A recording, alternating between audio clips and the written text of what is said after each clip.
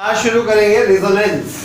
ठीक है, रेजोनेंस क्या होता है? वैसे तो जब साउंड वगैरह चैप्टर में बच्चे पढ़ते हैं आईसीएसई बोर्ड में क्लास 10th में या 11th में किसी भी बोर्ड में, तो रेजोनेंस पढ़ाया जाता है। रेजोनेंस बेसिकली क्या होता है, थोड़ा सा मैं आइडिया देता हूँ क्योंकि ये थोड़ी सी इससे मिलती जुलती चीज़ है, मतलब थोड़ी सी ही मिलती है, ज़्यादा नहीं मिलती। रेजोनेंस क्या चीज़ होती है कि जब एक वाइब्रेटिंग बॉडी, जिसकी बड़ी बात है वाइब्रेट हो रही हो तो कुछ ना कुछ फ्रीक्वेंसी होगी, वो इन्फ्लुएंस में आती है एक ऐसी बॉडी की जिसकी नेचुरल फ्रीक्वेंसी वही हो। मतलब वो देखिए थोड़ा कंफ्यूजन क्रिएट करता है, मैं पहले डिस्कस कर देता हूँ। रेजोनेंस ही क्लास 10th वाला डिस्कस करता हूँ, तब आप ये समझ पाएंगे। मान लीजिए कि एक ट्यूनिंग फॉर्क है और ये एक साउंड बॉक्स है। साउंड बॉक्स मतलब लकड़ी का एक बॉक्स है, जैसे साउंड बॉक्स है ना, ठीक। और इसको हमने सपोज वाइब्रेट करा दिया, ये वाइब्रेट हो रहा है जिसकी फ्रीक्वेंसी है 512 हर्ट्ज। 512 हर्ट्ज की फ्रीक्वेंसी से वाइब्रेट करेगा। तो बनी बात है, इसके कांटेक्ट में इस बॉक्स के अंदर, ये लकड़ी का बॉक्स होता है, वुडन बॉक्स है, उसके ऊपर एक ट्यूनिंग फॉर्क है।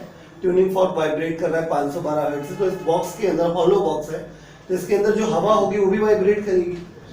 और वाइब्रेट करते हुए उसके आगे भी हमने एक बॉक्स लगाया है, सेम बॉक्स है, और उसमें भी हमने सेम ट्यूनिंग फॉर्क लगाया है, सेम है एकदम, ठीक है, इमेजिन करिए सेम है, और उसको हमने ट्यूनिंग फॉर्क को यहाँ ऐसे लगा दिया, ठीक है।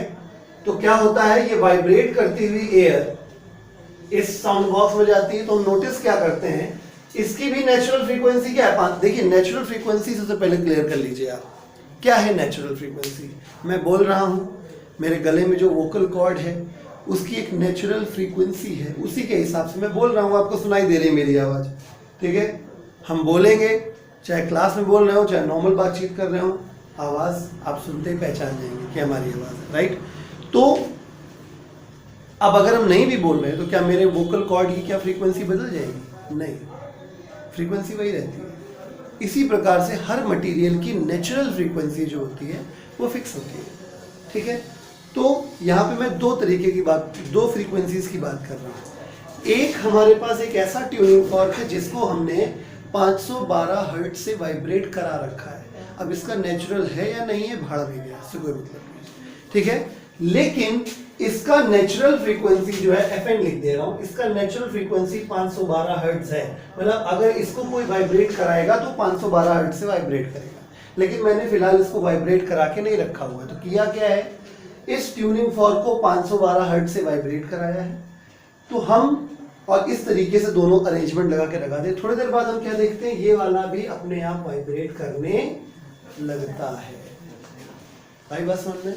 यानी जब कोई वाइब्रेटिंग बॉडी किसी नॉन वाइब्रेटिंग बॉडी के साथ इंटरैक्शन में आती है, और उस समय क्या हो जाए कि इसकी जो वाइब्रेशन की जो फ्रीक्वेंसी है वो इसके नेचुरल फ्रीक्वेंसी के बराबर आ जाए, तो ये वाली बॉडी भी साथ साथ वाइब्रेट करने लगती है। इसको कहते हैं रेजोनेंस।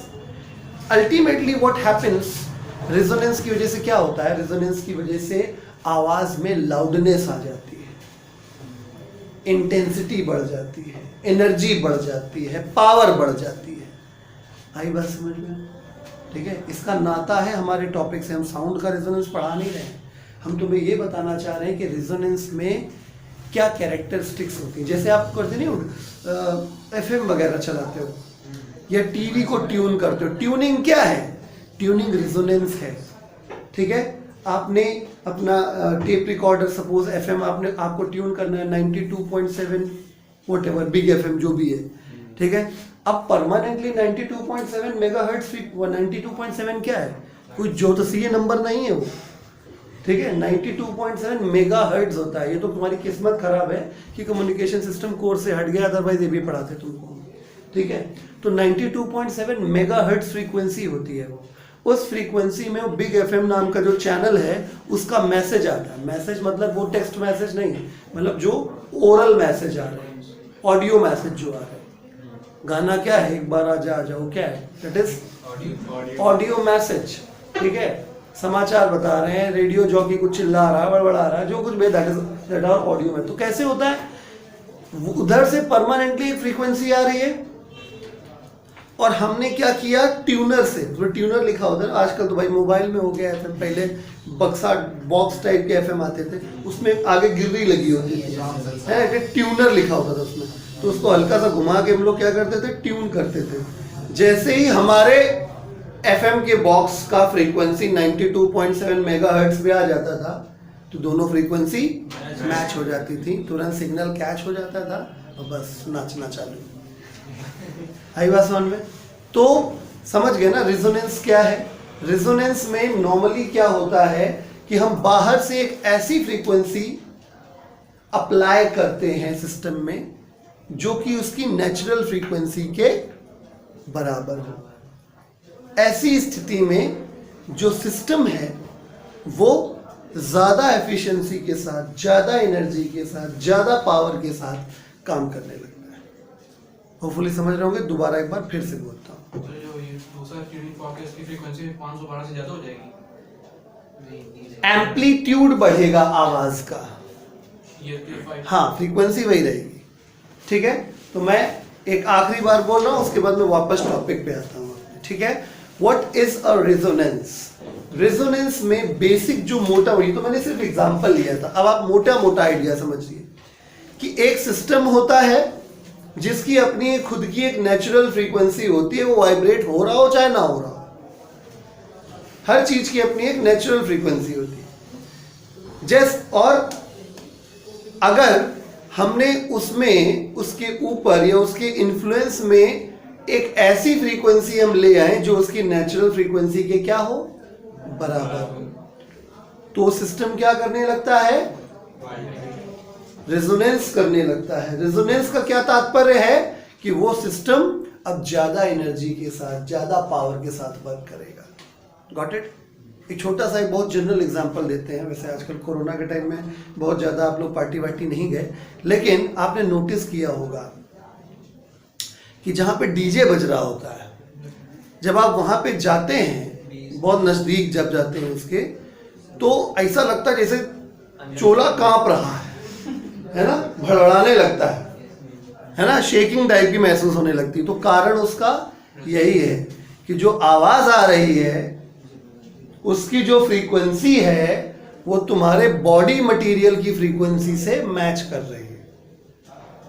ठीक है, तो आपका बॉडी मटेरियल जो नहीं वाइब्रेट करना चाहिए था वो वाइब्रेट करने लगता है।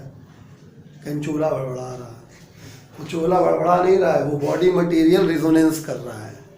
ठीक है, और छोटा सा एग्जांपल दे देता हूँ आपको। आप माइक्रोफोन जो लेते हैं, मतलब वो जो ईयर प्लग जिसको कहते हो, ठीक है, ईयर प्लग जब आप ऐसे सुनो तो छन्न छन्न आवाज बाहर सुनाई देती है, लेकिन वही कान में खोस दो तो, ठीक है, मतलब बड़बड़ा जाता है इंसान अगर एक बार गलती से भी तेजी से बज गया तो। कारण क्या है कि ईयर प्लग जब कान के अंदर लग जाता है तो एयर ट्रैप कर लेता है। ठीक है, एयर ट्रैप कर लेता है और जब आवाज आती है तो उसकी फ्रीक्वेंसी जो होती है वो अंदर फंसी हुई एयर के साथ रिजोनेंस करने लगती है।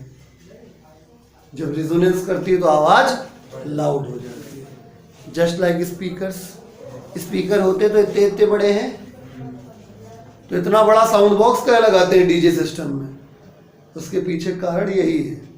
साउंड इंजीनियरिंग में सिखाया जाता है कि कितना वॉल्यूम एयर का इस वाले स्पीकर की फ्रीक्वेंसी से क्या करेगा, रेजोनेंस करेगा, मैच कर जाएगा तो रेजोनेंस होने लगेगा, तो वही साउंड बॉक्स बड़बड़ बड़बड़ आवाज प्रोड्यूस करने लगेगा। बात समझ में आ गई। तो अल्टीमेटली हमने क्या समझा, फिर रेजोनेंस नहीं होगा। फिर जो ये बॉडी थी, अगर मान लीजिए ये इसका 512 ना हो गया, हम इसको 510 कर दें, ये कतई वाइब्रेट नहीं करेगा, no resonance will take place, ये शांत बना रहेगा। Got the point, clear. Resonance समझ में आया क्या होता है, यानी एक सिस्टम में अपनी खुद की एक नेचुरल फ्रीक्वेंसी होती है। फिर सुन लीजिए, एक सिस्टम में अपनी खुद की एक नेचुरल फ्रीक्वेंसी होती है। अगर आप उस सिस्टम में बाहर से कुछ ऐसा अप्लाई कर दें जिसकी फ्रीक्वेंसी इसकी नेचुरल फ्रीक्वेंसी के साथ मैच कर जाए, बराबर हो जाए, तो फिर हमारा ये सिस्टम ज़्यादा एनर्जी के साथ, ज़्यादा पावर के साथ वर्क करने लगता है। आई बात समझ में? अब मैं चलता हूं वापस अपने टॉपिक। जब एलसीआर सर्किट होता है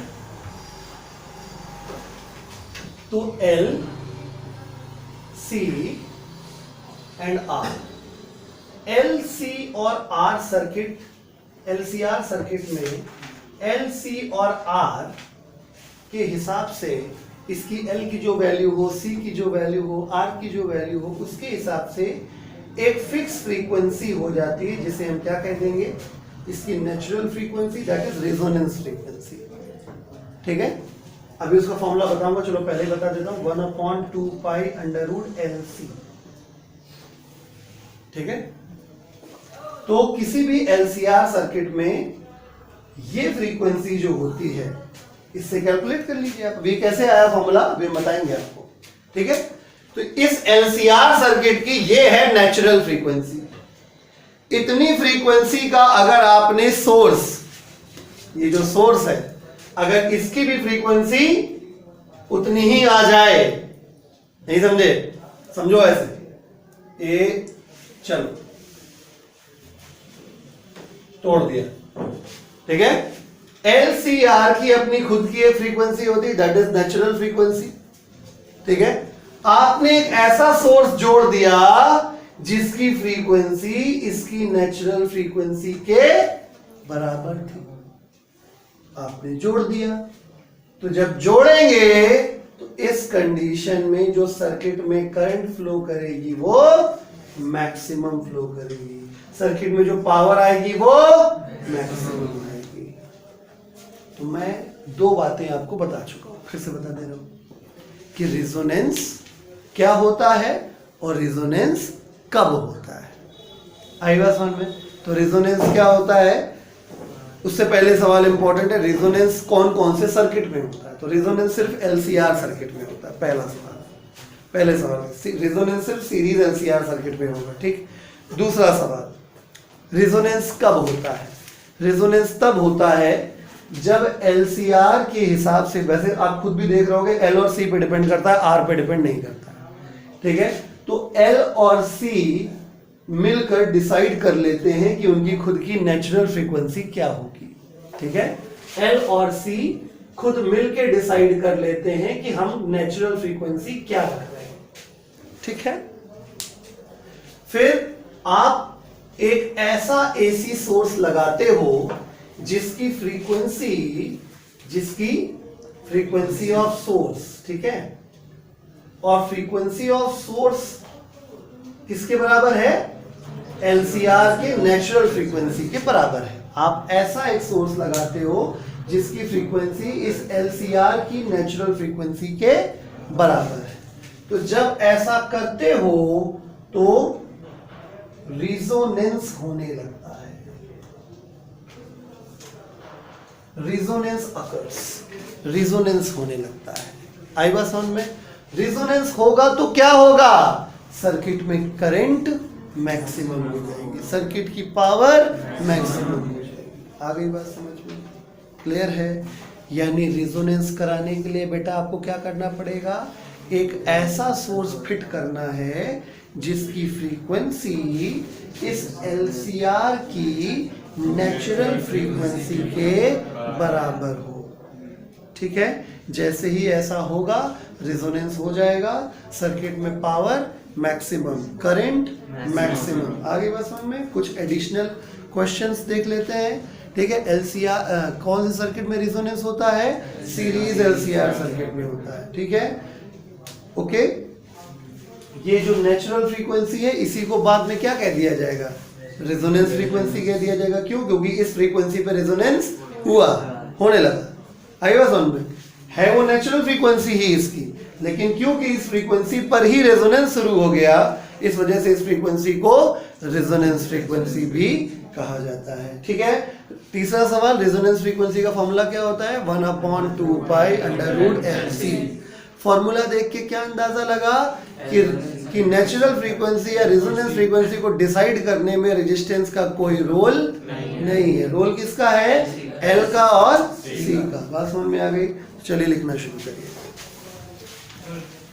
अभी का हमने दूसरे क्वेश्चन किए उसमें उन लोग इन ऊपर की तीनों की वैल्यू नहीं आती थी फ्रीक्वेंसी में, हाँ, तो मतलब उसमें ये हो ही नहीं रहा था रेजोनेंस वगैरह। मैंने क्या बोला, रेजोनेंस सिर्फ सीरीज एलसीआर सर्किट में होता है, और अभी तक हम लोगों ने एलसीआर सर्किट मतलब, और हमने रेजोनेंस अभी तक पढ़ा ही कहा, क्योंकि अभी तक जो सर्किट पढ़ रहे थे वो एलसीआर कहाँ थे, और अभी आपने लास्ट टर्म में जो एलसीआर सर्किट पढ़ा है, ठीक है, उसमें अगर आप निकाल के देखेंगे तो किसी भी क्वेश्चन में अगर आप निकालेंगे तो रेजोनेंस की कंडीशन को सेटिस्फाई नहीं कर रहा था, इसलिए मैंने पार्ट बाय पार्ट अलग कर दिया था, ठीक है। क्या डिफरेंस हो जाएगा? हाँ? करंट में क्या डिफरेंस हो जाएगा अगर रेजोनेट होएगा? जब रेजोनेंस होगा तो करंट मैक्सिमम हो जाएगी आई नॉट के बराबर। जिस समय रेजोनेंस होता है उस समय सर्किट में बहने वाली करंट कितनी हो जाती है, आई नॉट, पीक करंट के बराबर करंट फ्लो करती है, आई बात समझ में। ऐसे आरएमएस करंट फ्लो करती है, आई बात समझ में, क्लियर। ये भी एक अच्छा पॉइंट पूछा आपने। खैर, जिस समय रेजोनेंस होता है उस समय करंट जो सर्किट में फ्लो करती है दैट इज आई नॉट, ठीक है, और जिस समय रेजोनेंस नहीं होता उस समय आई आरएमएस, वो आई आरएमएस आई नॉट से छोटी ही होती है, आई नॉट बाय रूट 2 होता है। आई बात समझ में, क्लियर हो गया। चलिए अभी और आएगा समझ में, फिलहाल हमने आपको केवल दो बातें बताना चाह रहे थे, रेजोनेंस कब होता है और रेजोनेंस में क्या होता है। रेजोनेंस तब होता है जब आप एक ऐसा सोर्स एलसीआर सर्किट में अप्लाई करते हो जिसकी फ्रीक्वेंसी इस एलसीआर अरेंजमेंट की नेचुरल फ्रीक्वेंसी के बराबर होता है, ठीक है। रेजोनेंस कंडीशन में क्या होता है, सर्किट की करंट मैक्सिमम हो जाती है, सर्किट में पावर मैक्सिमम हो जाती है। तो आपने जो पूछ लिया था उसको भी जोड़ दे रहा हूं कि जब रेजोनेंस होता है तो उस समय सर्किट में जो मैक्सिमम करंट होती है वो एक्चुअली आई नॉट होती है, पीक करंट होती है, समझ गए। चलिए लिखिए, हेडिंग डाल देते हैं, resonance in series LCR circuit and resonance frequency. Resonance in series LCR circuit and resonance frequency. Resonance in series LCR circuit and resonance frequency. Resonance in series LCR circuit and resonance frequency. लिखा, लिखिए, if an alternating EMF source, if an alternating EMF source, if an alternating EMF source of a particular frequency, if an alternating EMF source of a particular frequency, if an alternating EMF source of a particular frequency is connected to a series LCR circuit, is connected to a series LCR circuit, is connected to a series LCR circuit, comma, then the current flowing in the circuit becomes maximum. The current flowing in the circuit becomes maximum. The current flowing through the circuit becomes maximum. Full stop. This phenomena is called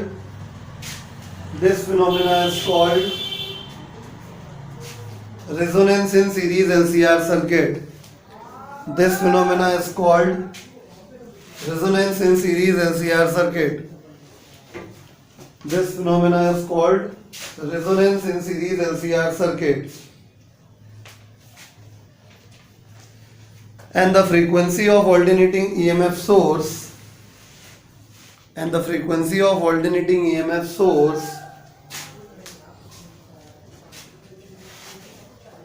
at which resonance takes place,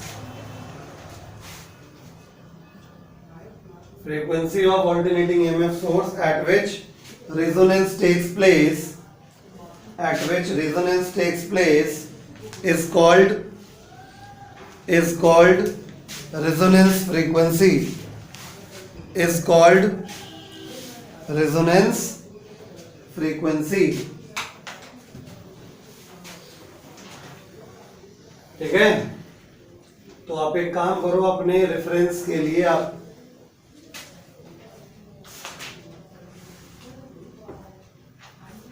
ठीक है, resonance occurs and, तो resonance में क्या हो जाता है, current in the circuit becomes maximum that is I naught. ठीक है, तो ऑब्वियस है कि अगर करंट मैक्सिमम हो जाएगी तो पावर भी मैक्सिमम हो जाएगी। इसको कॉपी कर लीजिए अपने रेफरेंस के लिए, आगे बढ़ते हैं। चलिए हेडिंग डाल दीजिए, mathematical condition of resonance in series LCR circuit. Heading है mathematical condition of resonance, mathematical condition of resonance in series LCR circuit. Mathematical condition of resonance in series LCR circuit. Mathematical condition मतलब जो physical condition है वो तो मैंने बता दिया आपको कि क्या करना है, ठीक है, लेकिन मैथमेटिकली आप कैसे समझोगे? ठीक है, मैथमेटिकली आप कैसे समझोगे कि रेजोनेंस हो रहा है? मतलब क्वेश्चन दे दिया गया, एल सी और ये सारी वैल्यू फलाना दिमाग का बहुत सारी चीजें दे दी गई, फिर आपको ये पता लगाना है, जैसे तुम्हारा जो सवाल था मेन वो ये था कि हमको कैसे पता लगेगा कि एलसीआर सर्किट में रेजोनेंस हुआ कि नहीं हुआ। चिंता ना करें, मैं आपको अलग से पॉइंट लिखवाऊंगा 8-9, क्वेश्चन में ही आएगा। ठीक है, उन 8-9 पॉइंट्स में ही आपको कोई पॉइंट क्वेश्चन में मिल जाएगा, जिनको देखते ही आप पहचान जाओगे। टेंशन मत लीजिए, सारा व्यवस्था है मेरे पास, ठीक है। मैं पॉइंट आपको लिखवा दूंगा, पॉइंट आप सारे समझ भी जाओगे, पॉइंट आपको एट द मोमेंट तुरंत याद भी हो जाएंगे और आप क्वेश्चन पढ़ते ही अंदाजा भी लगा लोगे। अभी तक मैंने आपको सिर्फ एक पॉइंट बताया है, बल्कि 2 बता दिए। क्या? कि अप्लाइड फ्रीक्वेंसी नेचुरल फ्रीक्वेंसी के बराबर। अगर ये स्टेटमेंट लिखा है तो समझ जाओ रेजोनेंस हो रहा है, ठीक। नंबर 1। दूसरी भी एक कंडीशन बता दी कि LCR circuit, the current flowing in the LCR circuit becomes maximum या पावर बिकम्स मैक्सिमम। ये सब काहे की पहचान है? रेजोनेंस की पहचान है। आई बात समझ में? तो धीरे धीरे आपको याद हो जाएगा, चिंता मत करिए। अभी हम ये 8 पॉइंट जब लिखवाएंगे तो 8 के 2 पॉइंट 3 पॉइंट ये हमने आपको बता ही दिए हैं, अभी 5 और बचे, ठीक है। तो हेडिंग हमने डाली है mathematical condition of resonance in series LCR circuit. Mathematical condition by definition के अकॉर्डिंग एक बात तो तय है कि हम जानते हैं कि ओम्स लॉ होता है ERMS equal to IRMS into Z, right? Okay, तो अगर आपको IRMS यानी करंट को आपको क्या करना है? मैक्सिमम करना है, तो ERMS अपॉन क्या हो जाना चाहिए? RMS अपॉन Z, ठीक। तो मैं चिल्ला क्या रहा हूं उतनी देर से कि करंट हमें करना है मैक्सिमम, इंपेडेंस क्या हो जाना चाहिए? मिनिमम, ठीक है। तो फॉर रेजोनेंस क्या होना चाहिए? Z should be minimum, right? चलो ठीक, आगे बढ़े। Okay, IRMS equal to ERMS upon Z का formula √R² plus XL minus XC का, ठीक। क्या चाहिए? करंट ज्यादा से ज्यादा चाहिए, ठीक। ये कम से कम होना चाहिए। अब बेटा ना तुम R 0 कर सकते हो, ना XL 0 कर सकते हो, ना XC 0 कर सकते हो, क्योंकि सब कुछ सर्किट में मौजूद है। क्या कर सकते हो? ज्यादा से ज्यादा तुम XL और XC को बराबर कर सकते हो। जिस वक्त ये दोनों बराबर हो जाएंगे उस वक्त इतना हिस्सा लुढ़िस हो जाएगा, खत्म हो जाएगा, यानी ये डिनोमिनेटर हमारा छोटा हो जाएगा, ठीक है। अभी खुद ही देखो, बहुत कायदे से देखिए, ठीक है। यानी अगर तुम्हें रेजोनेंस कराना है तो करंट को मैक्सिमम बनाना है, और जब करंट को मैक्सिमम बनाना है तो इसको नीचे लाना है, डाउन कराना है, मतलब इसकी वैल्यू कम कराना है। वैल्यू कम कराने के लिए XL और XC को क्या करना पड़ेगा? बराबर करना पड़ेगा। यानी बात समझ में आ गई। तो हम सीख गए कि फॉर रेजोनेंस क्या कराना पड़ेगा? XL बराबर XC कराना पड़ेगा। ये हुई मैथमेटिकल कंडीशन। आप चाहो तो आई एक्सएल को वीएल कर दो और आई एक्ससी को वीआर कर दो, वीसी कर दो। कोई दिक्कत है क्या? अरे दोनों तरफ मान लो कि हमने आई से मल्टीप्लाई कर दिया तो आई इंटू एक्सएल वीएल हो जाएगा, आई इंटू एक्ससी वीसी हो जाएगा। तो कुछ लोग ऐसे बताते हैं, कुछ लोग ऐसे बताते हैं, बातें दोनों सही है। आई बात समझे? तो ये है मैथमेटिकल कंडीशन कि अगर रेजोनेंस कराना है तो एक्सएल और एक्ससी बराबर होना चाहिए या वीएल और वीसी बराबर होना चाहिए। बात समझ में आ गई?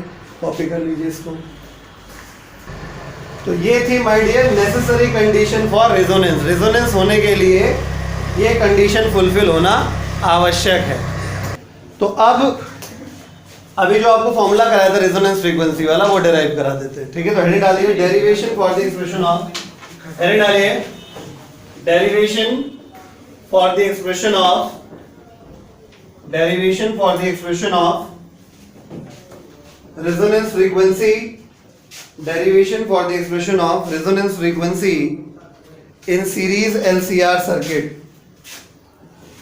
derivation for the expression of resonance frequency in series LCR circuit। हम जानते हैं कि for resonance क्या होना चाहिए, अभी भी हमने देखा कि XL और XC बराबर होना चाहिए। XL का फॉर्मूला होता है ओमेगा L, तो ओमेगा R लिख दे रहा हूं रेजोनेंस वाली फ्रीक्वेंसी, ठीक है। और XC 1 ओमेगा C होता है तो ओमेगा RC लिख दे रहा हूं, मतलब रेजोनेंस के लिए, ठीक है। तो जब ओमेगा ओमेगा मल्टीप्लाई हो जाए तो ओमेगा स्क्वायर R और ये 1 LC हो गया, तो omega R equal to 1 under root LC हो गया। तो ये बन गई क्या?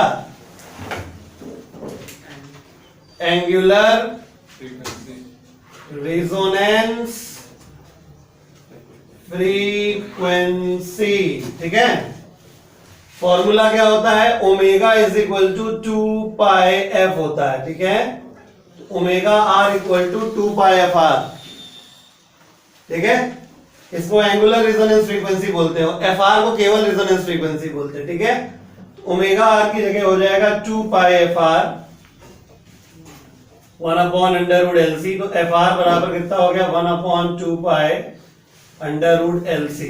ये हो गया रेजोनेंस फ्रीक्वेंसी। इसको बोलते हैं सिर्फ रेजोनेंस फ्रीक्वेंसी, इसे रेजोनेंस फ्रीक्वेंसी बोलते हैं। कॉपी करिए फटाक से। तो जैसा कि मैंने कहा था कि आपको हम 6, 7, 8 पॉइंट लिखवाएंगे जिससे आपको पढ़ते ही पता चल जाएगा क्या क्या होता है रेजोनेंस की कंडीशन, मतलब ये कैरेक्टरिस्टिक्स भी हैं।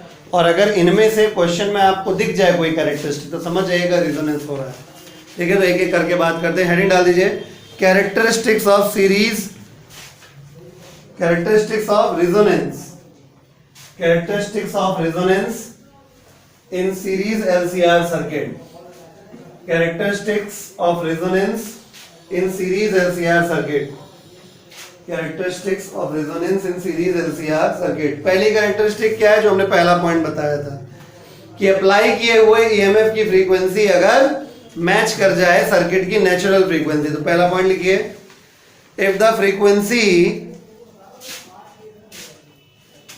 इफ द नेचुरल फ्रीक्वेंसी लिखिए, if the natural frequency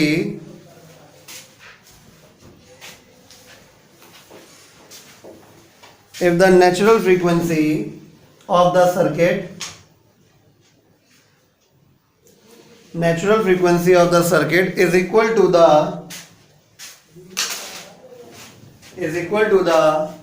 frequency of external applied EMF,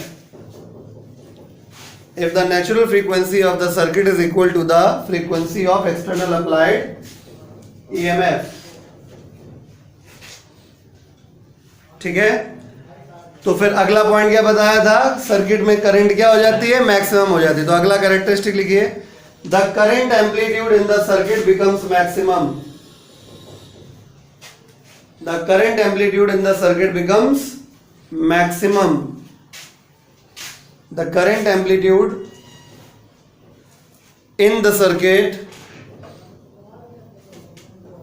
becomes maximum.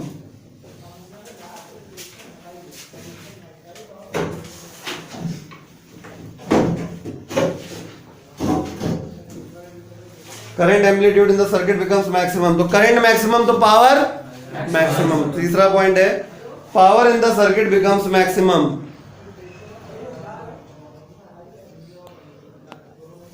Power in the circuit becomes maximum. ठीक है, जो लोग डायरेक्ट रट्टा मारने वाले हैं उनके लिए हम मैक्सिमम पावर का फॉर्मूला बताए दे रहे हैं, आप डायरेक्टली यूज कर सकते हैं। ये कैसे आया ये हम बाद में अभी आपको एक्सप्लेन भी कर देंगे। ठीक है, तो P max equal to ERMS into IRMS हो जाता है। इसी को आप E square RMS upon R भी कह सकते हैं, और इसी को आप I square RMS into R भी कह सकते हैं। बेसिकली देखा जाए तो रेजोनेंस में फॉर्मूला वही बन जाता है जो हम लोग इलेक्ट्रिसिटी वाले चैप्टर में पढ़ते हैं। याद करो, P बराबर V इंटू I, P बराबर V square upon R, P बराबर I स्क्वायर R। समझे? रेजोनेंस में पावर का फॉर्मूला वही बन जाता है जो हम लोग डीसी सर्किट्स में पढ़ते हैं। क्यों बन जाता है अभी मैं एक्सप्लेन कर दूंगा इसको भी। ठीक है, नोट कर लीजिए बॉक्स बना के, इसको कर लिया। अगली कंडीशन क्या बताई थी? रेजोनेंस में एक्सएल और एक्सी बराबर हो जाते हैं। तो अगला पॉइंट लिखिए, in resonance XL equal to XC, in resonance XL equal to XC. XL equal to XC के बगल में क्या लिखवाया था? VL equal to VC. तो लिखिए in resonance VL equal to VC. हाँ, अगला पॉइंट बना दो उसको। In resonance XL equal to XC, अगला point in resonance VL equal to VC. यानी अगर लैंग्वेज में बोला जाए तो समझ जाना कि potential difference across inductor becomes equal to the potential difference across capacitor. वो वाला point, capacitive reactance is equal to inductive reactance.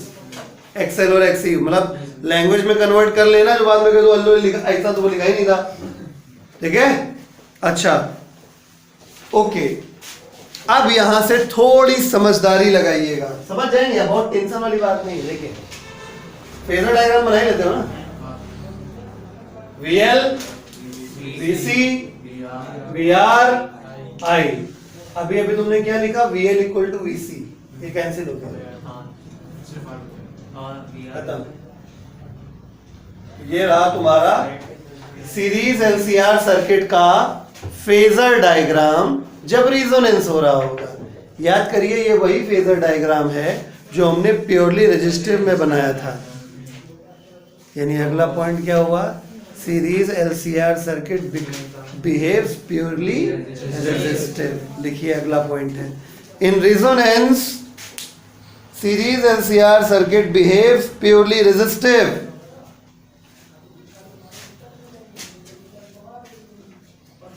In resonance, series LCR circuit behaves purely resistive। बहुत पॉइंट निकलते हैं यहाँ पे। देखिए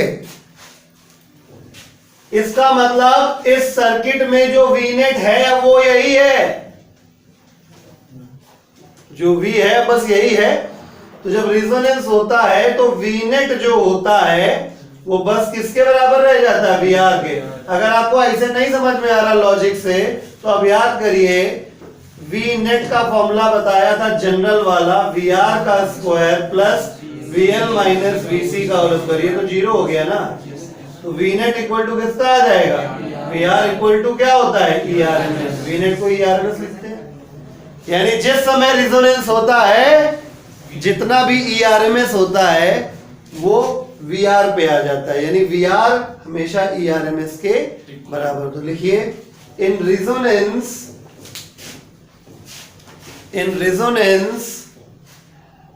ERMS बराबर Vnet बराबर VR। ऐसे ERMS बराबर Vnet बराबर VR। ठीक है, ओके। अगला पॉइंट बताओ, फेज एंगल कितना हो गया? प्योरली रेजिस्टिव हो गया तो जीरो होता है, तो लिख लो in resonance phase angle becomes 0 degree और 0 radian. In resonance phase angle phi naught becomes 0 degree और 0 रेडियन। ठीक, फेज जीरो पावर फैक्टर कितना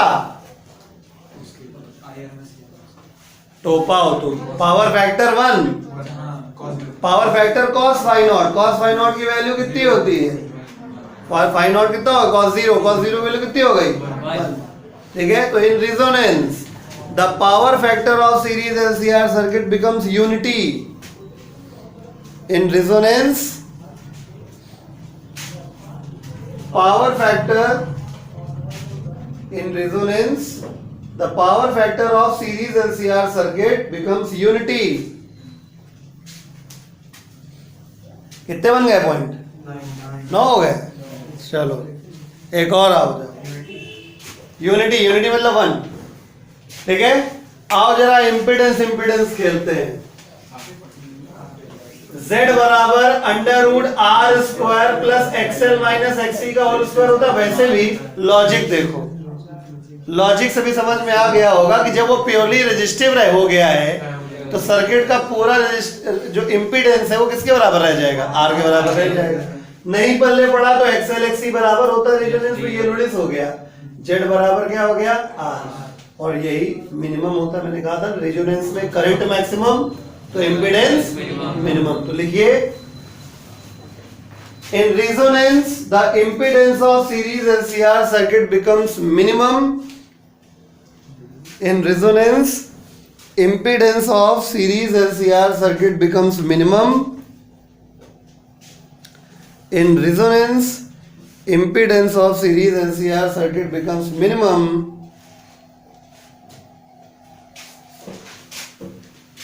ठीक है। दैट इज ये लिख लो Z minimum equal to R, यानी जब रेजोनेंस समझ में आ जाए तो इम्पीडेंस की जगह डायरेक्ट R लिखना सीख जाओ, ठीक। तो अब चलो मैं एक्सप्लेन कर देता हूं, लिखना नहीं है, ये लिख लिया अब लिखना नहीं, मैं एक्सप्लेन कर देता हूं। पावर का जो फॉर्मूला था जो हमने आपको डायरेक्टली बता दिया अभी थोड़ी देर पहले, पॉइंट नंबर 3 या 4 में बताया है। कौन सा पॉइंट है 3 वो देखिए, एवरेज पावर का फॉर्मूला क्या होता है, ERMS IRMS into cos phi naught. अगर आप ओम्स लॉ लगा दें, सुनो, E की जगह पे इधर यहां से 2 रास्ते हो जाएंगे। अगर मैं ERMS की जगह पे IRMS इंटू जेड नहीं लिख सकता क्या, ठीक है। तो एवरेज ये जनरल फॉर्मूले हो गए पावर के, हमने लिखवाए भी थे शायद, ठीक है। तो क्या बन जाएगा I square RMS into Z into cos phi naught, ठीक है। अगर नहीं भी पता है तो पावर के अनेक रूप आप देख रहे हैं, मतलब अभी तक आपको शायद पावर का यही केवल फॉर्मूला याद था, ठीक है। लेकिन पावर का फॉर्मूला 2 प्रकार से और भी लिख सकते हैं। अगर मैं IRMS equal to ERMS upon Z लिखूं तो क्या बन जाएगा, एवरेज पावर इक्वल टू क्या, E square RMS by Z into cos phi naught. कल ने पढ़ा, बस गुरुजी ने क्या कर दिया कि पावर फैक्टर की वैल्यू 1 होती है रेजोनेंस में, तो कॉस फाई नॉट 1 हो गया। ये पहला वाला लिखवाया था, cos फाई नॉट 1 हो गया, ये दूसरा लिखवाया था, ये तीसरा लिखवाया था। अगर चाहें, ठीक है, तो इसको नोट कर लीजिए कहीं पे, या ऐसे ही बना दे, हम ही कर दे रहे हैं, ठीक है। तो ये वाला इन रेजोनेंस ऐसे लिख दे रहा हूं, in resonance P average equal to क्या हो गया, कहीं अगल बगल जहां जगह हो कहीं लिख लो, ठीक है। ये वाला इन रेजोनेंस क्या बन जाएगा, I स्क्वायर RMS, कुछ नहीं बोलेगा अगर आप बुद्धि से दिमाग से काम करेंगे। 8.9 पॉइंट आपको जो बताए हैं वो रट्टा मारने के हिसाब से पढ़ाए ही नहीं है, जो रट्टा मारेगा वो बेवकूफ है, ठीक है।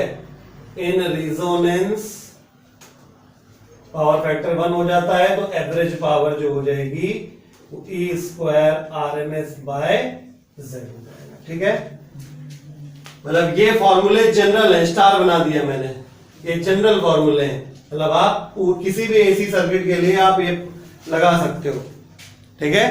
मतलब पावर निकालनी है, अगर ERMS IRMS दोनों की व्यवस्था है तो ये लगाओ, और I और Z की व्यवस्था है तो ये लगाओ। कोई नहीं कह रहा तुम यहां शुरू करो, तुम ये लगा सकते हो, ठीक है। E और Z की व्यवस्था है, आप यहां शुरू करिए, समझ गए, कॉपी। भैया तिवारी जी ने एकदम सही कहा, रेजोनेंस कंडीशन कोई बात नहीं, वो अंडरस्टूड है, लेकिन आप इसको मैक्स कर दीजिए। तिवारी जी ने असीम दिमाग का प्रयोग करते हुए हमें बताया है। वैसे अंडरस्टूड सी बात थी, लेकिन ठीक है, कोई बात नहीं, you can write it like this. मेरी शीट का क्वेश्चन नंबर 48 करना है, एनसीईआरटी का 7.9 है। इसमें लिखा है in a series LCR circuit with R is equal to 20 ohm, L is equal to 1.5 Henry and C is equal to 35 microfarad is connected to a variable frequency 200 volt AC supply. Full stop. When the frequency of the supply equals the natural frequency of the circuit, comma, what is the average power transfer to the circuit in one complete cycle? अगर बच्चा समझदार है तो underline कर ले, इसमें लिखा है when the frequency of supply equal to the natural frequency. हाल जी सीट तो लाए नहीं होगी, लाए, लेकिन उसमें वो क्वेश्चन है, मतलब कि 50 से स्टार्ट है, 48 वाला है नहीं इसमें। बाकी पन्ना पट्टी खा के बेच के लगिया भाई लगिया, लुल्ल कहीं का। ठीक है भैया, कर लेंगे, करके तो बताओ भैया।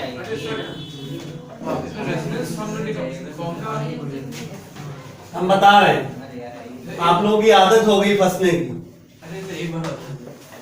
आदत हो गई, बता रहे हैं, बता ही रहे हैं। आर का वैल्यू, क्वेश्चन नंबर है 48, ये एनसीईआरटी का क्वेश्चन है 7.9, और इसमें आर का वैल्यू 20 ओम है, एल का वैल्यू 1.5 हेनरी है, सी का वैल्यू 35 माइक्रोफैरेड, बोले तो 35 इंटू 10⁻⁻6 फैरेड है। इसको एक वेरिएबल फ्रीक्वेंसी सोर्स जिसका वोल्टेज 200 दे रखा गया है, यानी ये ERMS का वैल्यू होगा, ठीक है। उसके बाद रिजोनेंस का केस लगा हुआ है, ठीक है। तो what is the average power, power पूछी गई है, तो है ना, गुरुजी ने साफ साफ बताया कि एवरेज पावर का फॉर्मूला ERMS इंटू आई, हम कह रहे तुम्हें नहीं याद हुआ भाई, छोड़ दो, पुराने मेथड से काम करो, सिंपल तरीके से काम करो। एवरेज पावर का फॉर्मूला होता है ERMS IRMS और cos फाई नॉट होता है। तो क्योंकि रिजोनेंस है तो cos फाई नॉट कितना हो जाएगा, 1 जो प्रेम है ना, नंबर भी जीरो में ही आते हैं, ठीक है। तो average power is equal to ERMS, IRMS की जगह क्या लिख दूं, ERMS अपॉन जेड लिख दूं, ओम्स लॉ से, I equal to V upon R से, और cos फाई नॉट कितना हो गया, 1 हो गया। रिजोनेंस में जेड R के बराबर होता है, एवरेज पावर बराबर ERMS का स्क्वायर हो गया, जेड की जगह R हो गया, 1 वही हो गया, ठीक। तो average power equal to ERMS का स्क्वायर 200 का स्क्वायर और R का value 20, after super fast calculation 2000 watt, बोले तो 2 किलोवाट आ गया। तुम लोग आदत से मजबूर हो गए, मतलब फंसना जरूरी है हमारे लिए, फंसेंगे नहीं पता कैसे लगेगा पढ़ रहे हैं, ठीक, क्लियर। मैंने कतई जो अभी थोड़ी देर पहले डायरेक्ट फॉर्मूले डिराइव किया था, मैंने कतई इस्तेमाल नहीं किया है, हमने पुराने मेथड से काम किया है, बस कंडीशंस ऑफ रिजोनेंस का इस्तेमाल किया है, ठीक है। चलिए, छाप छुप लिए ही होगा आप लोगों ने, ठीक है। अगला सवाल क्वेश्चन नंबर 50 है, क्वेश्चन नंबर 50 या क्वेश्चन नंबर 125, मेरी शीट में 2 जगह लिखा है, ठीक है। ये एनसीईआरटी का 7.11 होगा, मैं रब कर रहा हूं। क्वेश्चन नंबर 50 है, ये एनसीईआरटी का 7.11 है। क्वेश्चन में लिखा है, figure shows a series LCR circuit connected to a variable frequency 230 volt source, full stop, L is equal to 5 Henry, C is equal to 80 microfarad, R equal to 40 ohm। A part है question का, determine the source frequency which drives the circuit in resonance, मतलब भला मानुस था question लिखने वाला, उन्होंने खुद ही कह दिया कि रेजोनेंस में है। ठीक है, यानी आपको निकालना है ओमेगा आर या एफ आर। चलो बी पार्ट पढ़ देते हैं पहले।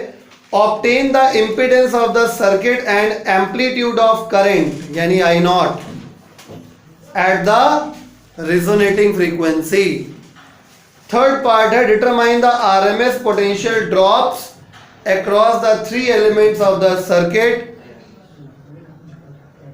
ठीक है, full stop, show that the potential drop across LC combination is 0 at resonating frequency। होता ही है, L और C का रिजल्टेंट कितना हो जाएगा, VL और VC का 0 नहीं हो जाएगा।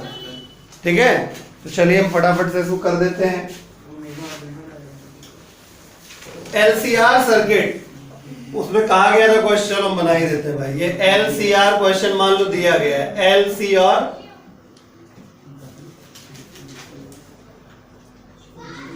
ये हो गया। ठीक, इतना ही दिया गया है और बहुत ज्यादा कुछ उम्मीद नहीं कर सकते।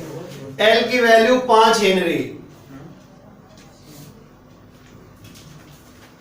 C की वैल्यू 80 माइक्रोफैरेड,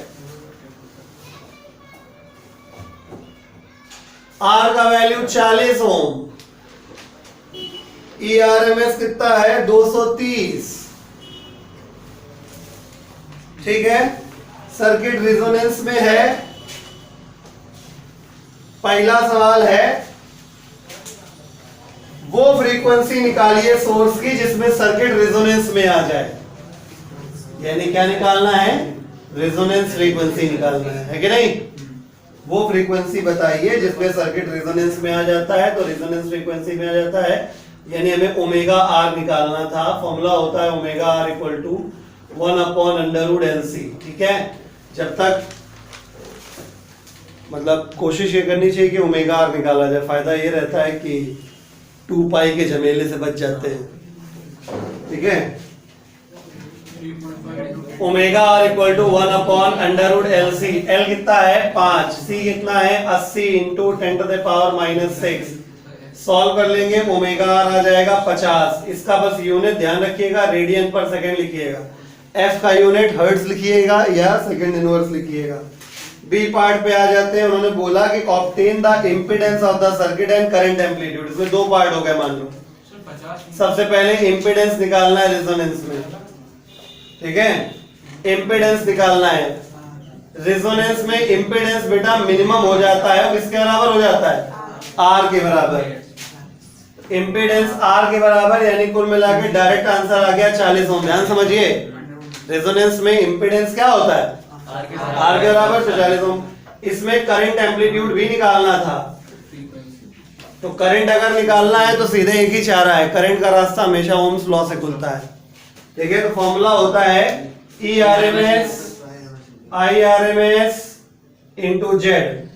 ERMS की वैल्यू 230 है, IRMS नहीं चाहिए, I0 चाहिए, जिसको I0/√2 कर लो। और Z की वैल्यू किसके बराबर होती है रेजोनेंस में, R के बराबर। ठीक है, सॉल्व कर लेंगे। R की वैल्यू 40 है, √2 से मल्टीप्लाई डिवाइड जो भी होना है कर लीजिएगा। I0 का वैल्यू 8.1 एम्पियर आ जाएगा।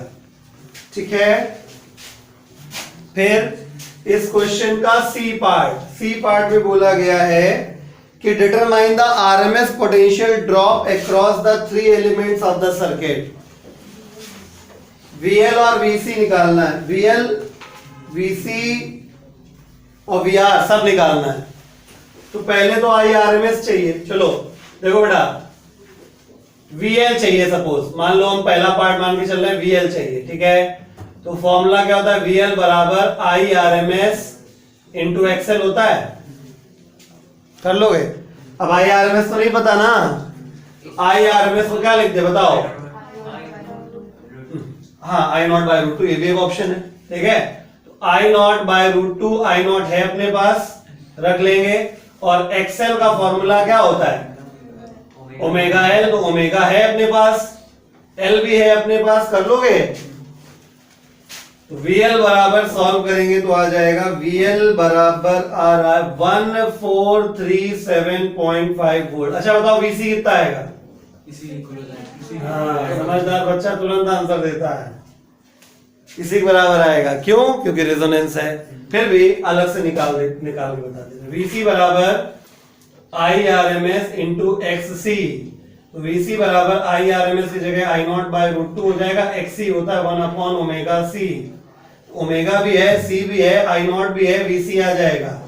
VC कितना आ जाएगा? VC भी यही आएगा 1437.5 वोल्ट। अब बचा VR। VR निकाल लेते हैं। VR क्या हो जाएगा? ये भी निकालने की जरूरत नहीं है। VR हमेशा किसके बराबर होता है? ERMS के बराबर होता है रेजोनेंस में। अगर समझदार है तो तुरंत आंसर। ERMS कितना है? 230। फिर भी आप कर लो एक बार। IRMS इंटू जेड करोगे, सॉरी IRMS इंटू आर करोगे तो VR बराबर ये हो गया I0 बाय रूट 2। I0 रख लेना, R रख लेना, आंसर आपका 230 ही आएगा। फिर अल्टीमेटली आखिरी पार्ट में ये कहा गया था कि दिखाइए कि रेजोनेंस में जब होता है तो potential drop across LC combination is 0। यानी हमें प्रूव करना है। क्या करना है? To prove. क्या प्रूव करना है? प्रूव ये करना है कि VL माइनस VC का जो डिफरेंस आएगा 0 आएगा। बिल्कुल आएगा। Taking LHS, taking LHS left hand side क्या दिखाई दे रहा है? VL minus VC। VL VC दोनों की वैल्यू 1437.5 माइनस 1437.5। डिफरेंस कर दिया, कितना आ गया? 0, which is equal to RHS। Hence prove. कर लेंगे। चलिए क्वेश्चन नंबर 128 करते हैं। बहुत सारे क्वेश्चन दिए थे होमवर्क में, इनमें से ये क्वेश्चन नहीं कर पाया गया, इसको हम निपटा देते हैं। 128 ये सीरीज LCR सर्किट के रेजोनेंस केस का आखिरी सवाल है। क्वेश्चन मैं पढ़ रहा हूँ, मेरी शीट का क्वेश्चन नंबर 128 है। ठीक है, इसमें लिखा है a circuit draws a power of 550 what at resonance from a 220 volt dash 50 hertz source, full stop. If the power factor of the circuit is 0.8, full stop, the current in the circuit lags behind the voltage. Full stop नहीं बल्कि comma होना चाहिए यहाँ पे। If the power factor of the circuit is 0.8, comma, the current in the circuit lags behind.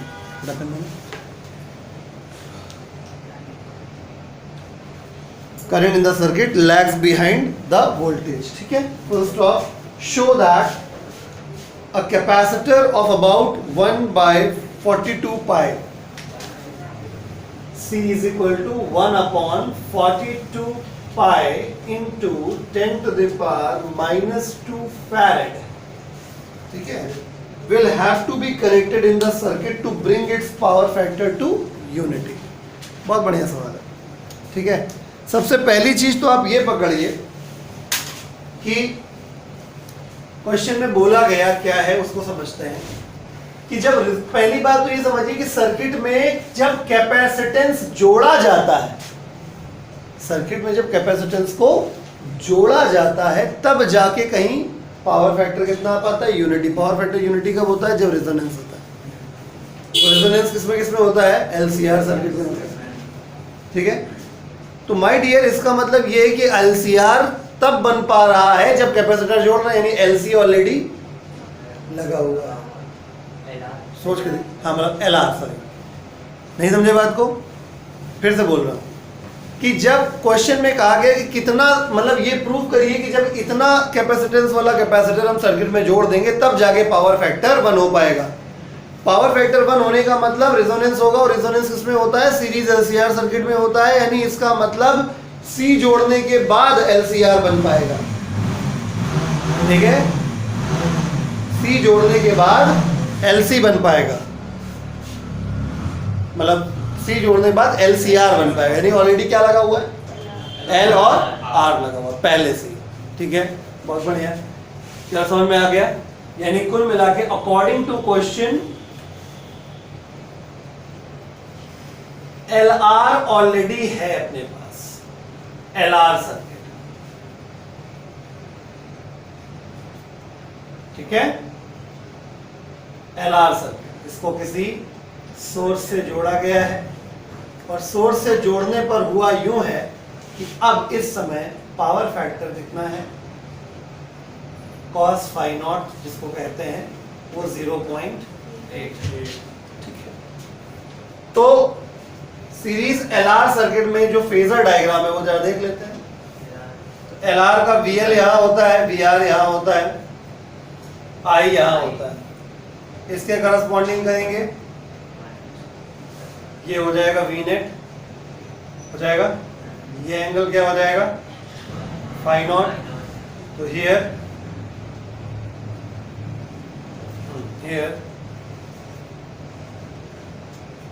cos phi naught equal to कितना हो जाएगा, base upon hypotenuse.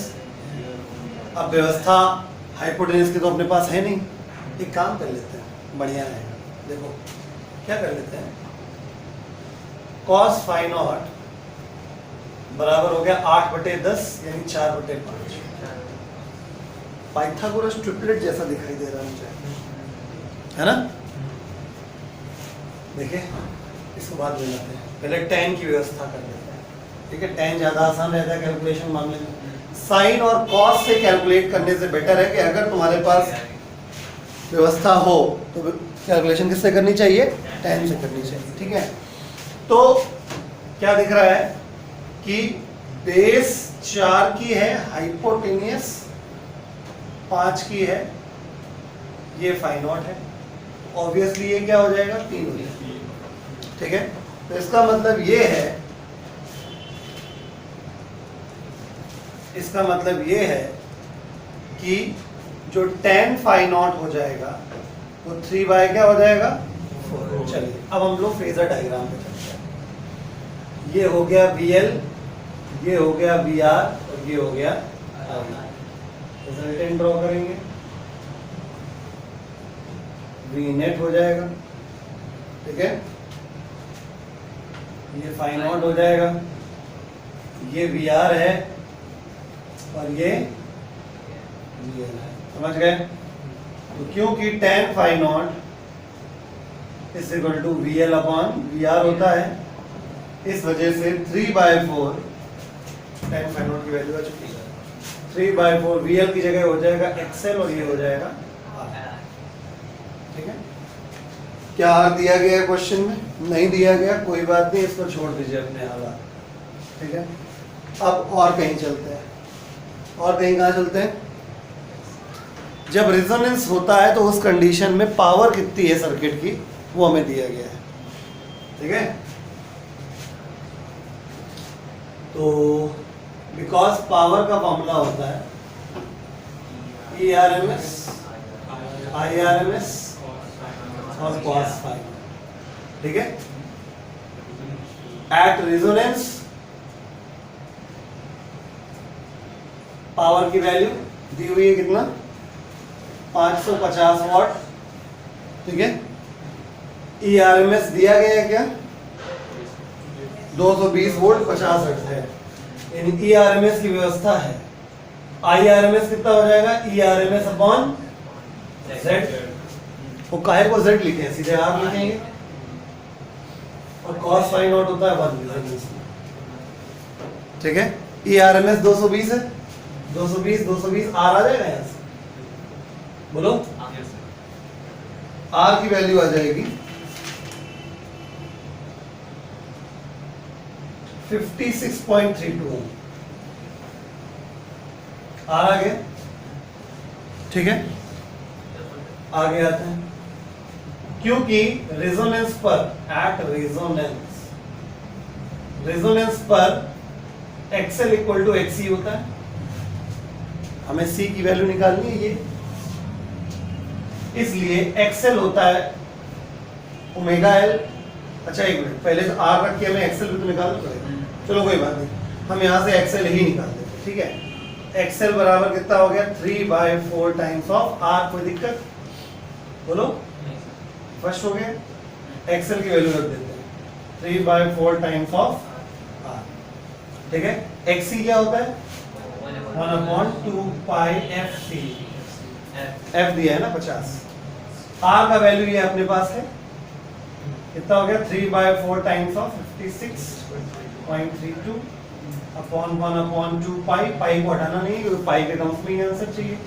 Frequency 50 है, सी निकालना। ठीक है, सॉल्व हो गए, बस यही आ जाएगा तुम्हारा आखिरी स्टेप यही है। ठीक है, सी बराबर आ जाएगा 1/42 पाई इंटू 10⁻⁻²। समझ गए? कॉपी कर लीजिए। चलिए हम लोग पढ़ना है नया टॉपिक, क्वालिटी फैक्टर या क्यू फैक्टर। ये भी रेजोनेंस से जुड़ा हुआ टॉपिक है। क्वालिटी फैक्टर और क्यू फैक्टर, हेडिंग डालिए क्वालिटी फैक्टर।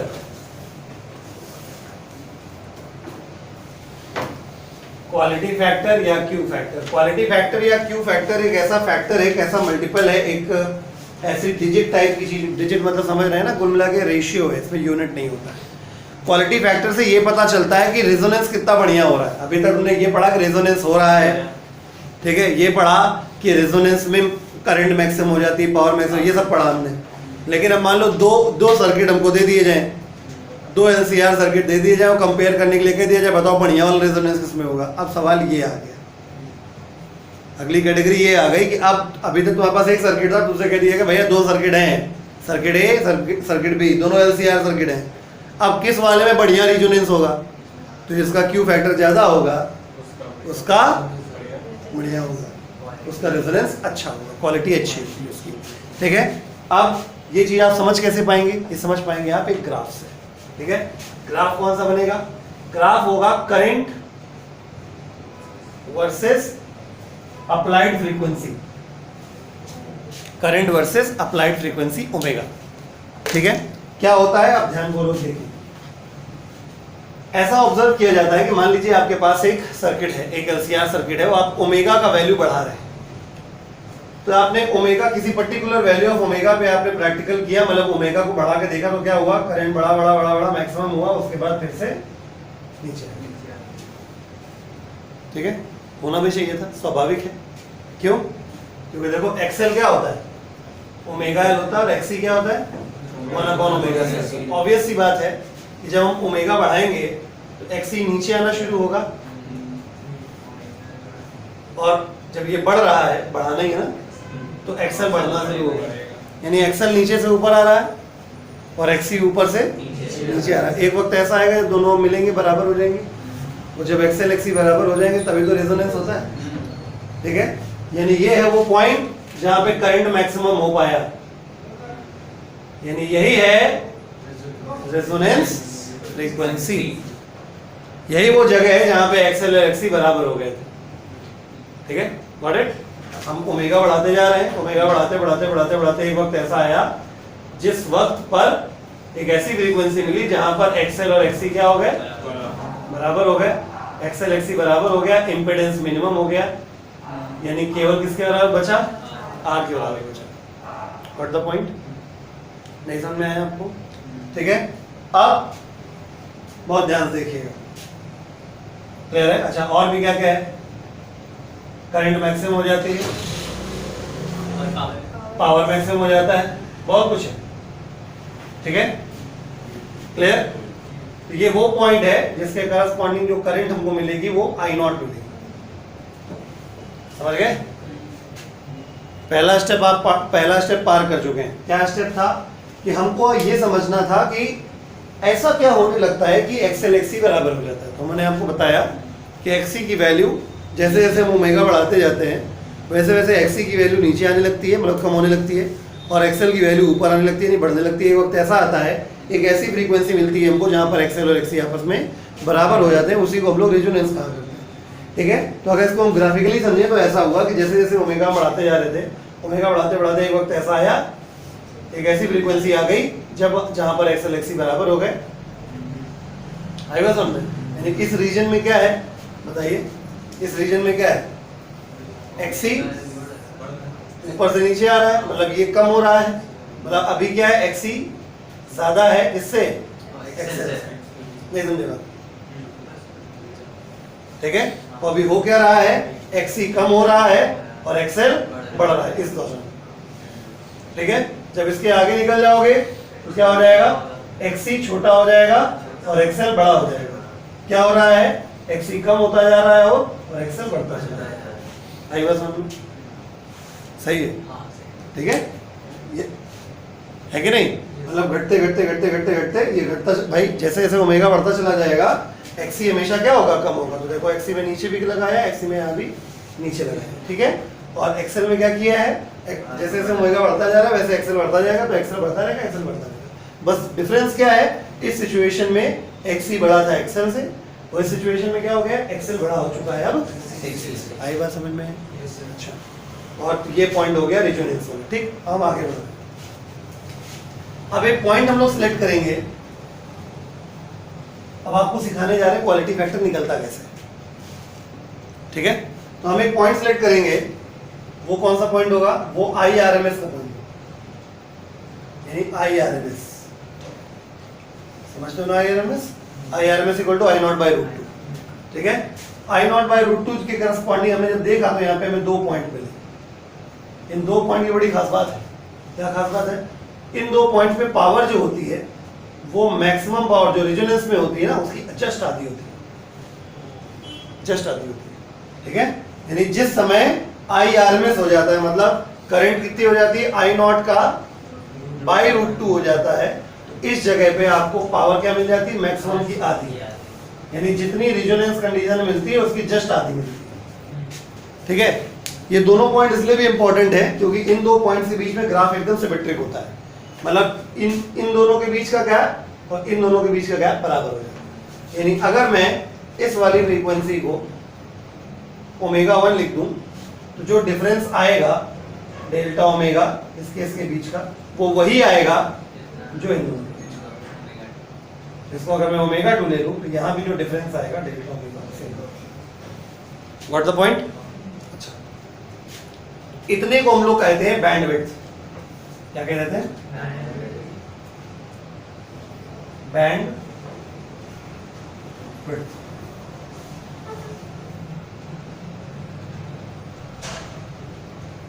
ये तो लॉजिकली आप समझ गए होगे बैंडविड्थ मतलब कितना हो गया, 2 times of delta omega, right. या आप इसको ऐसे भी कह सकते हो bandwidth 2 times of delta omega, ठीक है। या आप ये भी कह सकते हो दिस इज ω2 माइनस ω1। इतना ग्राफ तो आना चाहिए, ठीक है। ω2 बड़ा है, ω1 छोटा, तो ω2 माइनस ω1 इस बीच का डिफरेंस निकल आया। समझ गए नहीं समझ गए? ये बैंडविड्थ कहलाता है, और ये अगर देखा जाए तो टेक्निकली ये 2 टाइम्स ऑफ डेल्टा ओमेगा बराबर हो गया। यानी आप कह सकते हो, मतलब इतना अलग से लिखने की जरूरत नहीं है कि 2 टाइम्स ऑफ डेल्टा ओमेगा है, इसके बराबर ω2 माइनस ω1। समझ में आ गया? अच्छा, तो अब क्वालिटी फैक्टर निकलता कैसे?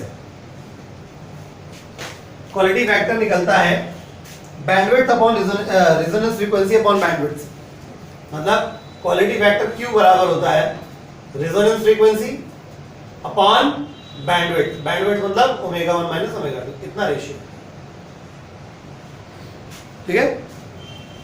जितना कम बैंडविड्थ यानी जितना सकरा हो जाएगा ग्राफ, जितना सकरा हो जाएगा, पतला हो जाएगा, ठीक है, उतना अच्छा क्वालिटी हो जाएगा। यानी अगर ये सकरा हो जाएगा तो सोचो ये शार्प हो जाएगा। ये अगला पॉइंट है, अगला टॉपिक हम यही पढ़ाएंगे, शार्पनेस। अभी यहीं से आइडिया दिए दे रहे हैं। आप खुद समझो कि जिसका बैंडविड्थ कम होगा कम से कम उसका Q फैक्टर ज्यादा से ज्यादा होगा। तो ω2 माइनस ω1 कम करने के लिए इस ग्राफ को सिकुड़ना होगा। तो जब ये ग्राफ सिकुड़ के बनेगा तो यहाँ पे तुम्हें क्या मिलने लगेगा, पीक मिलने लगेगा, यानी पीक शार्प हो जाएगा। पीक तो खैर अभी भी है तुम्हारे पास, पीक और शार्प हो जाएगा। तो जब पीक शार्प हो जाएगा तो आप खुद देखिए, पीक जब शार्प हो जाएगा, ऊंचाई की तरफ जाएगा, तो इसका मतलब वो ज्यादा करंट की तरफ बढ़ रहा है। ज्यादा करंट की तरफ बढ़ रहा है मतलब बढ़िया रेजोनेंस है। सही बात समझ में? ठीक है, क्लियर है? फॉर्मूले को अगर देख के समझा जाए, तो दोबारा एक बार फिर से बोलेंगे सारी बात। फॉर्मूले को अगर देख के समझा जाए तो साफ साफ दिखाई दे रहा है कि इसका कोई यूनिट नहीं हो सकता, ठीक है, क्योंकि ऊपर भी रेडियन पर सेकंड होगा, नीचे भी रेडियन पर सेकंड होगा। समझ गए? ठीक है, फिर से बोलते हैं। हमने क्या बताया कि जैसे जैसे हम लोग ओमेगा को बढ़ाते चले जाते हैं LCR सर्किट में, तो क्या होता है, XC कम होता चला जाता है, पहले ज्यादा होता है, पहले ज्यादा होता है, ठीक है। इसको हटा दे रहे हैं, कंफ्यूज कर रहा है आप, इसको हटा दें, इतना कर देंगे, ठीक है। शुरुआत में जब आप फ्रीक्वेंसी को 0 से बढ़ाना शुरू करते हैं तो आप देखते हैं कि XC कम होता चला जाता है और XL बढ़ता चला जाता है। एक वक्त ऐसा आता है जब दोनों आपस में एक जगह में मिल जाएंगे, जहाँ पर मिल जाएंगे वो जगह होगी रेजोनेंस, ठीक है। वो जगह जहाँ पर XL XC बराबर हो जाते हैं, Z मिनिमम हो जाता है, करंट मैक्सिमम हो जाती है, पावर मैक्सिमम हो जाता है, ठीक है। यानी अल्टीमेटली रेजोनेंस हो जाता है, ठीक है। इस कंडीशन में करंट जो मिलती है वो I0 मिलती है, ठीक है। फिर हमने एक पॉइंट हमने सेलेक्ट किया यहाँ पे IRMS, इसके करस्पॉन्डिंग देखा, 2 पॉइंट मिल गए जहाँ पे 2 पावर जो होती है हाफ हो जाती है, इसको हाफ पावर पॉइंट्स कहते हैं। तो अगर आप पॉइंट A इसको कह देंगे और पॉइंट B इसको कह देंगे तो इसको पॉइंट C कह देते हैं। तो A and B are half power points, ठीक है। तो A एंड B आर, नाम ही है इनका, are called half power points, half power points, ठीक है। तो हाफ पावर पॉइंट्स की जो लोकेशन होती है वो सिमेट्रिक होती है। तो ये डेल्टा ओमेगा जितना ये है उतना ही डेल्टा ओमेगा, इनके करस्पॉन्डिंग फ्रीक्वेंसीज ओमेगा 1 ओमेगा 2 ले लेती है। तो डेल्टा ओमेगा जितना ये है उतना ही डेल्टा ओमेगा 2 टाइम्स और डेल्टा ओमेगा हो जाएगा, इसको बैंडविड्थ कहा जाता है। तो ग्राफ के हिसाब से ओमेगा 2 माइनस ओमेगा 1 हो गया, आएगा समझ में। तो क्यू फैक्टर बेसिकली कैसे मेजर किया जाता है, तो Q factor can be estimated by according to definition. यही है डेफिनेशन के अकॉर्डिंग क्यू फैक्टर किसी भी एलसीआर सर्किट का होता है रेजोनेंस फ्रीक्वेंसी अपॉन बैंडविड्थ, ठीक है। जितना अच्छा क्वालिटी फैक्टर होता है रेजोनेंस कंडीशन में उतना ही ज्यादा करंट फ्लो करती है, ठीक है। तो इसमें हमने अल्टीमेटली थोड़ा सा आपको आइडिया देने की कोशिश करी कि कौन सा वाला रेजोनेंस बढ़िया होगा, जिसमें क्यू बढ़िया होगा, क्यू ज्यादा होगा। कौन सा रेजोनेंस बढ़िया होगा, जिसमें क्यू ज्यादा होगा। जिसमें क्यू ज्यादा होगा उसका ओमेगा 2 माइनस ओमेगा 1 कम हो जाएगा, यानी जो डिफरेंस है कम हो जाएगा। जब ये डिफरेंस कम हो जाएगा तो ऑटोमेटिकली पीक पतला हो जाएगा, ऑटोमेटिकली पीक पतला भी हो जाएगा और ऊपर की तरफ भी बढ़ने लगेगा। ऑब्वियसली जब तुम दबाओगे इसको कर्व को तो ये ऊपर उठेगा। ऐसे मान लीजिए जेली जैसा, मान लीजिए जेली को हमने दबाया इधर से तो ये उचक गया। अभी बनाएंगे ग्राफ आगे, आई बात समझ में। तो पीक पतला होता चला जाएगा और ऊपर तरफ उठता जाएगा। तो दोनों बातें ठीक है, ठीक है। ऊपर तरफ बढ़ रहा है मतलब करंट बढ़ रही है, तो अच्छा वाला रेजोनेंस हो रहा है, ठीक है। यानी शार्प जितना ज्यादा होगा पीक उतना ही ऊपर होगा, यानी रेजोनेंस भी। यानी शार्पनेस के टर्म्स में भी लोग बोल देते कभी, sharper is the curve more is the quality factor. जितना ज्यादा क्वालिटी फैक्टर उतना ज्यादा करंट, उतना ज्यादा पावर, उतना अच्छा रेजोनेंस। आगे बात समझ में। तो मैं बोलता हूँ, लिख लीजिए हेडिंग थी क्वालिटी फैक्टर और क्यू फैक्टर। देखिए the Q factor of a series resonant circuit, Q factor of a series resonant circuit is defined as Q factor of a series resonant circuit is defined as resonant. The Q factor of a series resonant circuit is defined as the ratio of resonant frequency, the ratio of resonant frequency to the bandwidth.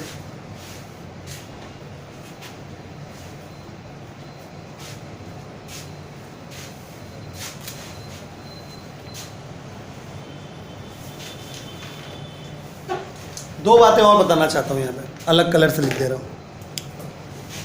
कभी कभी omega 1 की value पूछ लेते हैं, किस frequency पर half power point मिल जाएगा, किन फ्रीक्वेंसीज पर हाफ पावर पॉइंट मिलता है। तो आप अंधेरे नहीं साफ साफ देख सकते हैं। ओमेगा 1 निकालने के लिए आप क्या कर सकते हो बताइए, ओमेगा आर में से आप सब्ट्रैक्ट कर सकते हो किसको, डेल्टा ओमेगा। ओमेगा आर में से डेल्टा ओमेगा पीछे आ जाओ तो तुम्हें ओमेगा 1 मिल जाएगा। ऐसे ही ओमेगा 2 अगर चाहिए, ओमेगा आर में डेल्टा ओमेगा आगे बढ़ जाओ तो तुम्हें ओमेगा। अब तुम सोच रहे होगे सर ओमेगा आर का तो फॉर्मूला आपने बताया, डेल्टा ओमेगा का फॉर्मूला क्या होगा।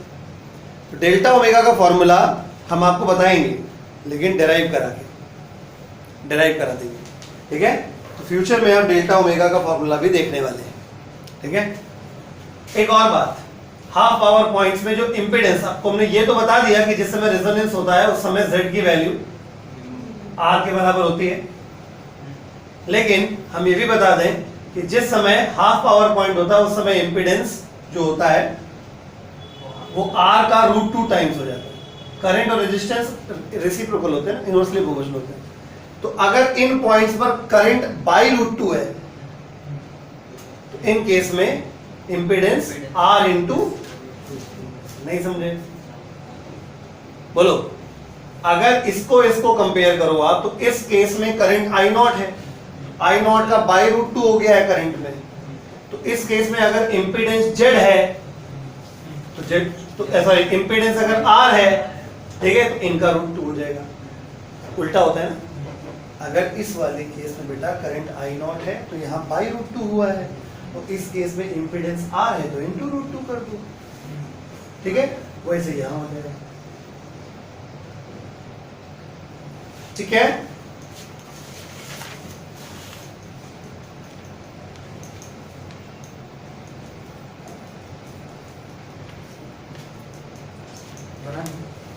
हाँ बिल्कुल ड्रॉ कर लीजिए इसको।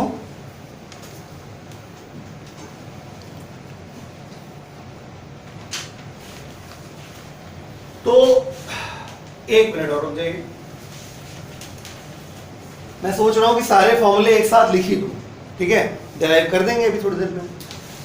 तो ω2 माइनस ω1, ये भी हम डिराइव कराएंगे। ω2 माइनस ω1 आएगा R बाय L के बराबर, ठीक है, ओके। अगर ω2 माइनस ω1 R बाय L है तो अगला फॉर्मूला आप खुद ही निकाल सकते हो, डेल्टा ओमेगा वाला। देखो ω2 minus ω1 2 times of delta omega बराबर है, जो पहले लिखा भी था मैंने। बोलो, ω2 minus ω1 2 times of delta omega है, तो यानी 2 times of delta omega equal to R by L हुआ कि नहीं हुआ? इसको अगर हम 2 को नीचे ले जाए तो delta omega would be equal to R by 2L।